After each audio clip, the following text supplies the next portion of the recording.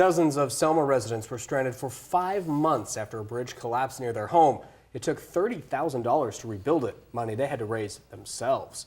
NBC5's Elizabeth Ruiz joins us live in our newsroom with more now. Elizabeth? Craig, the Josephine County Public Works Department says the bridge on 3 Mill Road has a lot of history. The department says the same exact thing happened 20 years ago, and the county wasn't able to help then either. We funded it ourselves. We bought it.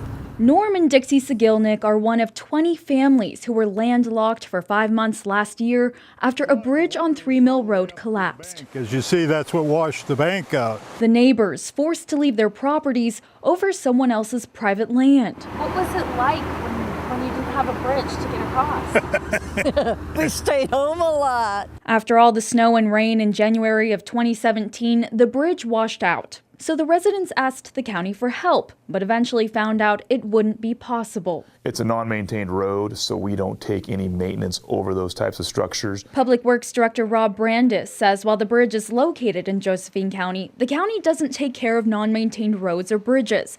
He says the bridge would need to be brought to county standards before being formally taken into the system, which would cost homeowners 10 times as much as the bridge itself. According to the Sigilniks, the county uses the bridge to access certain timberlands. Ironically, the county's using it right now. Brandis says he contacted the county forester, who has confirmed timber sales in the area.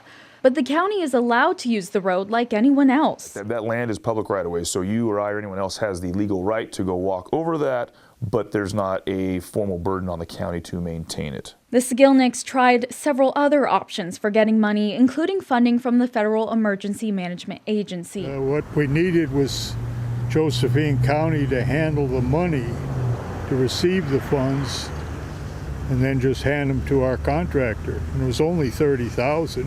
Brandis says the funds would have to go through an agency, and the county can't sponsor the bridge. That means the residents had to come up with the money themselves. Most of the money came from our neighbors and Illinois Valley residents and some of our relatives. While the family says the process was long and frustrating, the end result highlights what's really important in life. Everybody pulled together, and it was just great to know that you had people that cared about you.